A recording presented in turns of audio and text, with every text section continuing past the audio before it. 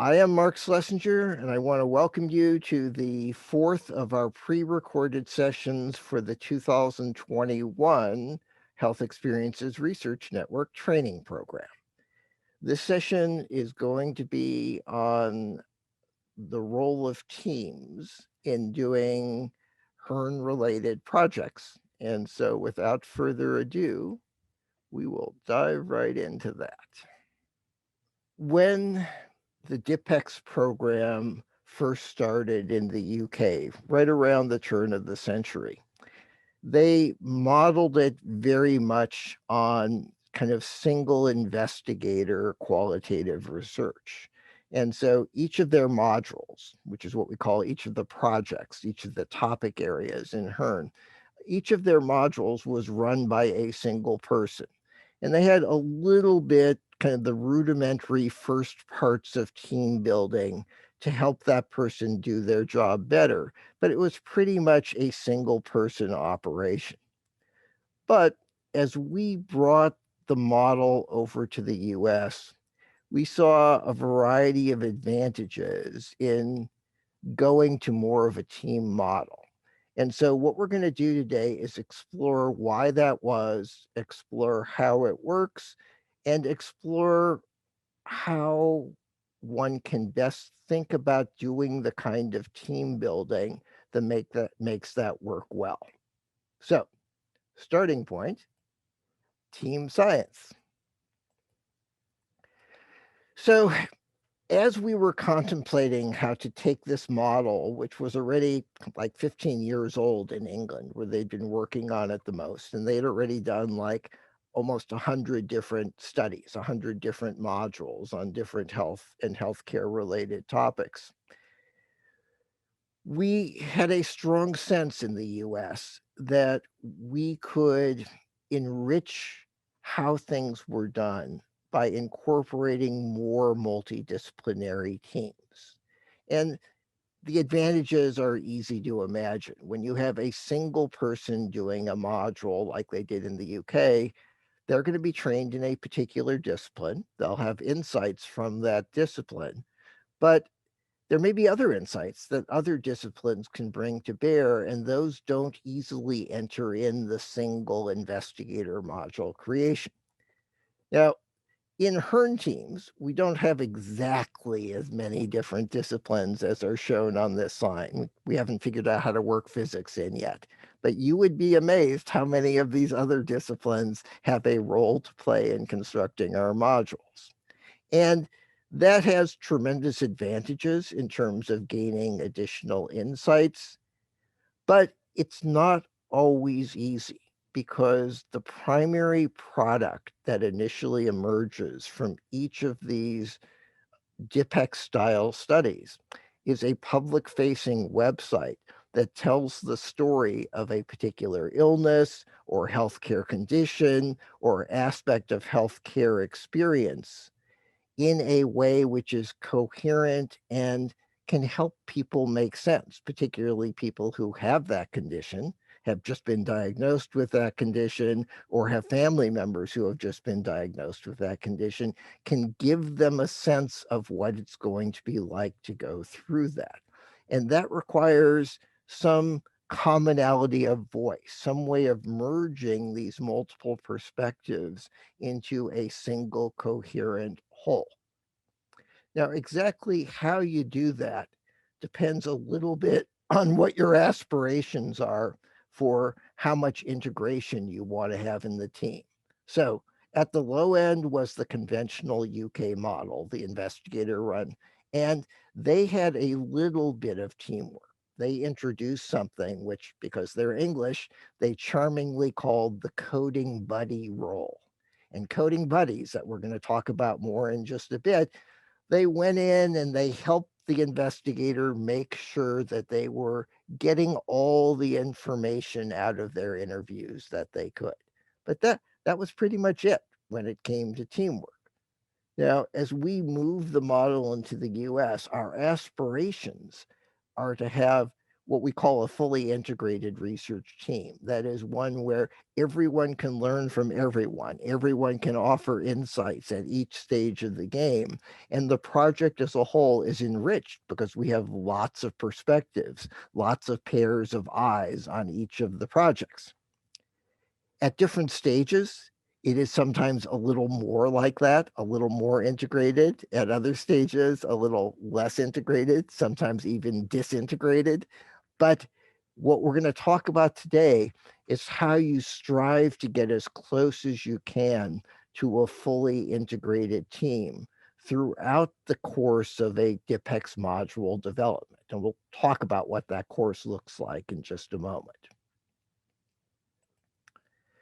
So before we start talking about how you make teams work, we want to give you some background on what the teams actually look like. And so teams within the general model that we use for doing Hearn projects or Hearn modules look something like this. You don't have to raise your hands. I didn't choose this picture, maybe a little too celebratory for our purposes. So ignore the picture, but focus over here on the left. These are the 7 key roles that are played as part of Hearn teams. Sometimes an individual could play multiple roles. Oftentimes we have multiple people playing certain roles. Some of them you really have to do primarily with a single person. We'll talk about that in just a moment. So every project has what in academic terms is referred to as a principal investigator. They're the person who is titularly in charge of the project. When they're funded, that's the person who's responsible for the funding. So they have ultimate authority and accountability for how the project turns out. Some projects have what are called co-PIs. There might be a team of people, small team, who are in charge. Uh, but for the most part, this person's role is to watch over the overall development. And then importantly at the end, when you're trying to put all the pieces together into a common narrative and common voice, the PI has a vital role that they play in that kind of final integration and presentation. Now, the PI is crucially and often complemented by a second role called the project coordinator. PIs in the UK model spend all their time on a single project. So someone gets charged with doing a module on depression in the elderly, for example. They work 100% time on that project for 9 to 12 months. It is their only project. In the US, typically our PIs might work 20 or 30% of their time on a particular Hearn module. They might work on other Hearn modules. They might work on other modules entirely. They might be doing teaching. There are a variety of different things they do. And that can be great because it allows more cross fertilization, but it can also mean the PIs get a little distracted. So the project coordinator plays the crucial role of making sure they don't get too distracted and basically holding the whole operation together. Make sure we're moving ahead on time, working with the PI in very close collaboration to make sure everything gets sequenced in an appropriate way. Next role.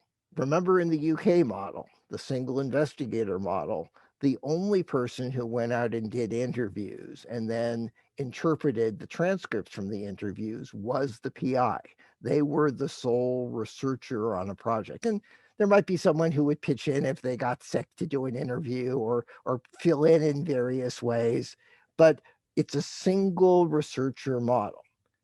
In the Hearn model in the US, for the most part, the PI's role is complemented by other qualitative researchers, typically PhD level researchers, sometimes people who are just finishing their PhD or just getting their postdocs. And so, but these are trained people who are good at interviewing, are good at analyzing interviews, and are good at synthesizing themes across interviews to construct the themes that become part of what we call the topic summaries. So, on a typical project, there may be, in addition to the PI, who is always a qualitative researcher, there may be as many as 2 or 3 other qualitative researchers. There's almost always at least one other qualitative researcher. Next role, the coding buddy. Remember, that was born in the UK. This is the one aspect of team research that's very much embedded in the original model that was born at Oxford University. The coding buddy in the Oxford version, literally, as the name suggests, sits down with the PI, goes over all the transcripts, and figures out if they've fully made use of all the information that is in the interviews and in the transcripts. And that's really the only role for the coding buddy in the UK model. As we brought the model to the US, we expanded this role to be more of a general project advisor, someone who sits on the outside, who doesn't do the interviews, but will watch over them to see how they're going, who doesn't do the initial coding typically, but goes back in and looks at the coding to see what patterns they see. This is like the outside perspective, which often complements the deeper knowledge of the people who actually did the interviews, were actually on site if we have in-person interviews, and to provide more of a broad perspective and overview. Every DIPEX project also has an assigned clinician who has specialized knowledge most relevant to the given topic under study within that given module. Now, some modules are hugely about getting healthcare and figuring out what's good healthcare and who are good healthcare providers and tracking your way through the healthcare system in ways that may involve people for the rest of their lives after they've come down with particular chronic conditions. For those kinds of modules, clinicians have a central and crucial role because much of what patient experience is, much of what people's experience is related to the clinical setting. But then there's other topics where people have only brushing encounters with the treatment system, or they get treated, and then what really matters is what happens after they've been treated. In those modules, there are still some topic summaries, some parts of the module that will have strong clinical input, but they might be 10% or 20%, and most of the module has less of a role. There, the clinicians play more of an advisory role. Also, a part of every project done under the DIPEX method and done under Hearn in the US are these things that are referred to as advisory boards. Now, advisory boards, as you'll see in a moment, get appointed pretty early on in the project for most of their members. And some of those members might be people from advocacy groups around a particular disease, people who've done research in the area, clinicians who know things about the area, maybe even journalists who have written about that topic area a lot. But then also crucially, and this is very deeply embedded in the process that we use, we want to have patients involved. Now, sometimes the people on the advocacy groups are themselves former patients or current patients if it's a chronic condition. And so they may partly play that role. But we also want to engage people who've participated in the study. We can't do that until we actually have started doing the study and have participants. So these members kind of join partway along as we identify people to add that crucial role, not only of what it's like to be a patient, but of what it's like to tell your story as part of a Hearn project. And then finally, last but not least, as this picture so graphically illustrates, there are a million administrative details involved in making this all work. Everything from putting together the kind of material that goes out to each person before their interview, what we call the interview packet, to checking transcripts, redacting personal information that can't be in them for privacy reasons, dealing with financing and invoices, doing what we call clip cutting. As you guys probably know, if you've been on the website, crucial to these public facing modules are video clips where you see the people actually talking about their experiences. Clip cutting and clip cutting well and carefully is a fine art that can take a lot of time. And so that's also a crucial role. When you add these all up, they all sound kind of small on their face. They can be a lot of hours and they are a crucial role in making the project work. So the team is all those 7 different roles, which again can in many places have multiple people in those different roles. There may be a student hourly who's doing clip cutting because they're really good with video, and a different student hourly who's doing transcripts checking because they're really good noticing language and catching things that shouldn't be in the transcripts to de-identify them. When you have all those actors, kind of a minimum of 7, more often as many as 8 or 10 over the course of a project, and that's not even counting all the people who are on the advisory board, then it gets even bigger. Keeping track of all those different people is a big challenge, largely one that falls on the PI and the project coordinator. But building those people into teams that can work together, that can effectively learn from and teach one another about their different perspectives, that is a process that requires care and attention and considerable forethought. So here is a project timeline for a typical DIPEX module. You will notice this is set to run about 20 months. On average, that's probably about what it takes. Sometimes we've gone longer, sometimes we've gone a little shorter.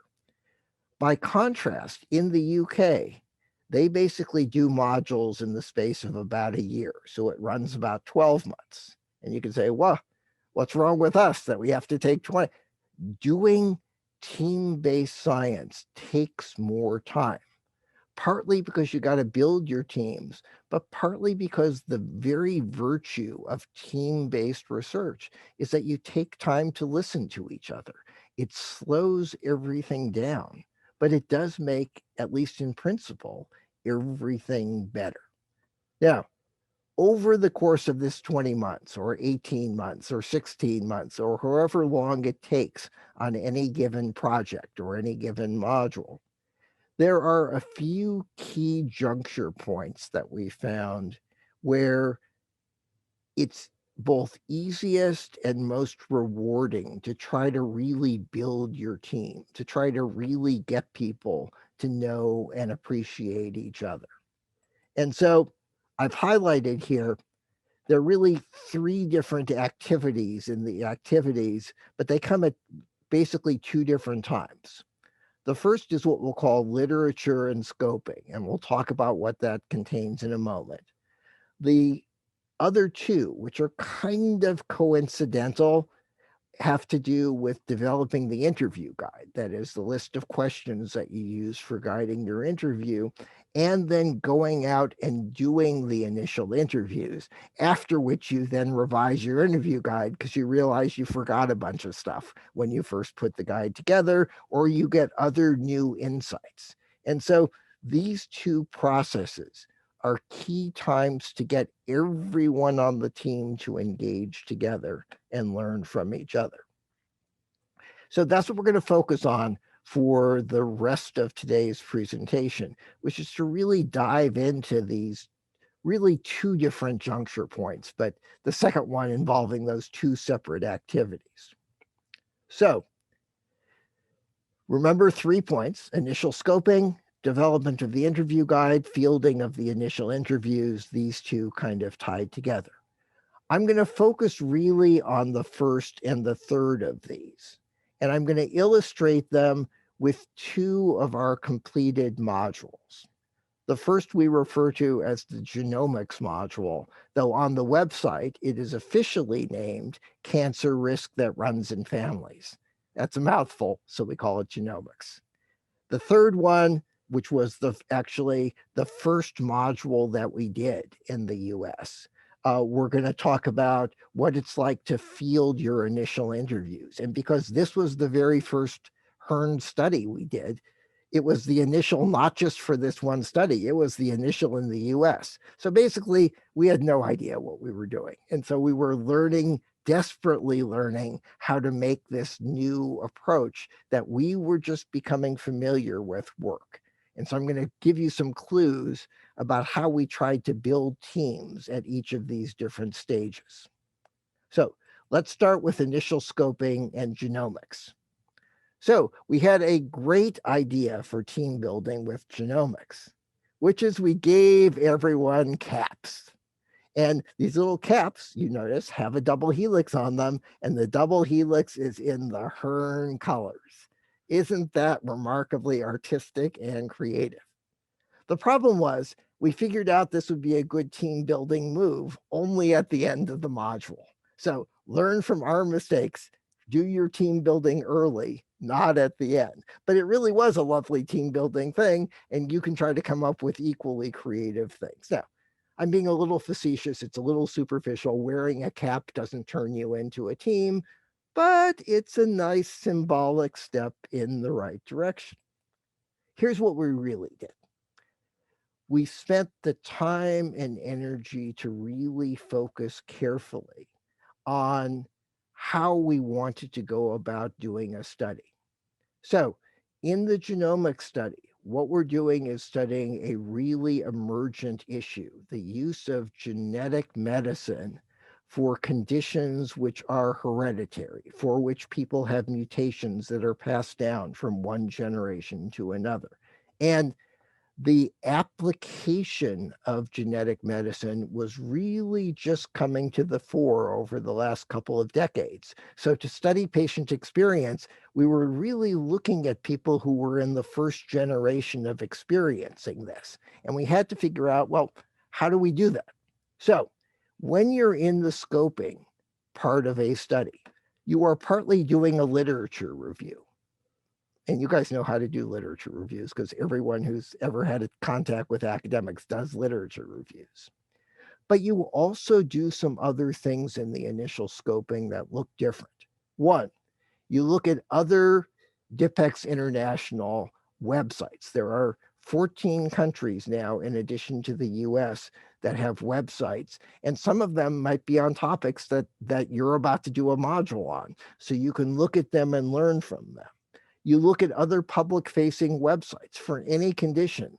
There are websites maintained by NIH, by disease-based interest groups, by Mayo, by all the different respected clinical authorities on different understandings of health and medical care. And so you want to see what the public already gets exposed to think about what should be in your study. And finally, you look at media coverage of these same things. In particular for genomics, media coverage over celebrities like Angela Jolie, who was doing based on identification of BRCA mutations for her, she was doing prophylactic mastectomies.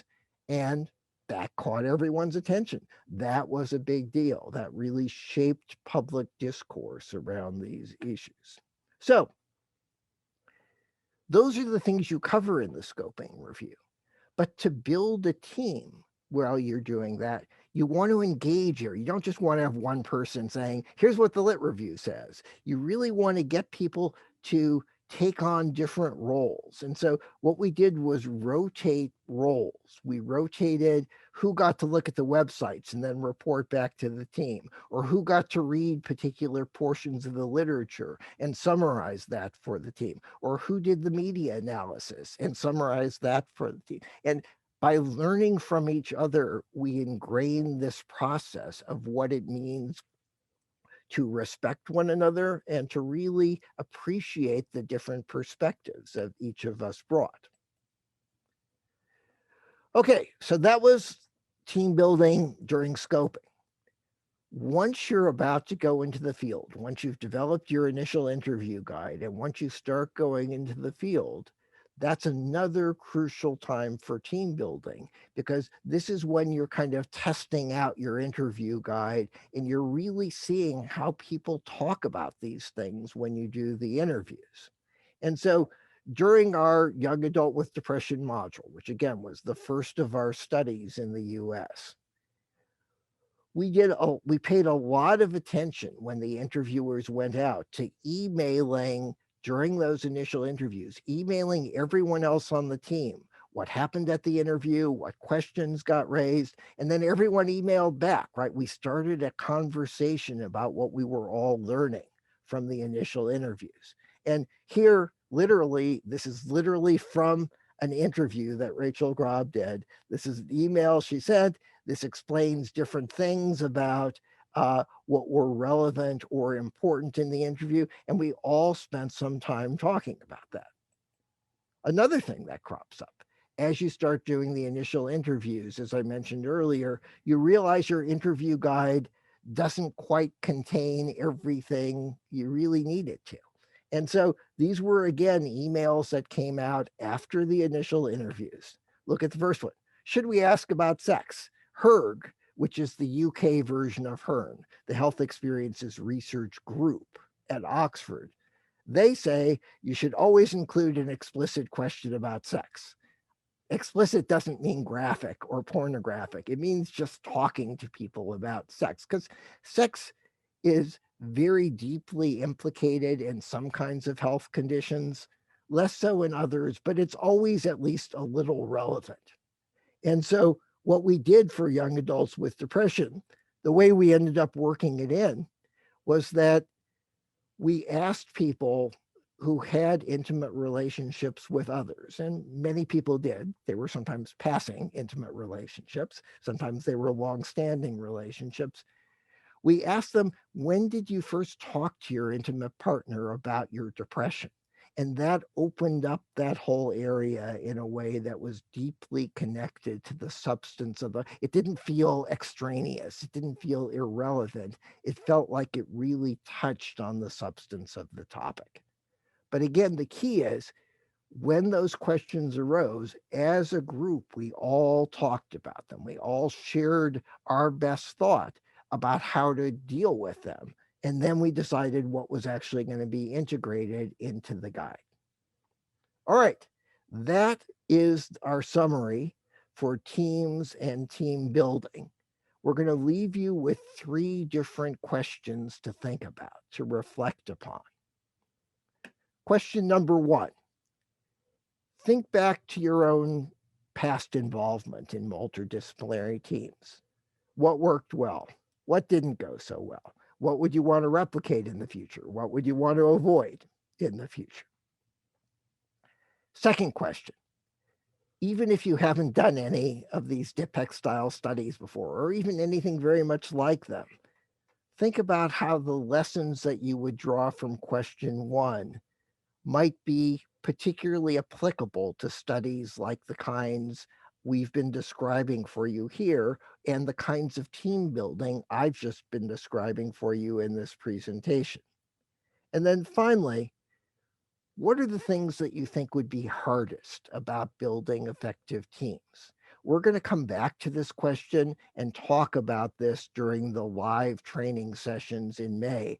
But we want you to start thinking, start raising those questions, because then you're going to have really good questions to bring to us in May when we all get together and talk about this. All right, thank you. That is our presentation. I look forward to seeing you in May.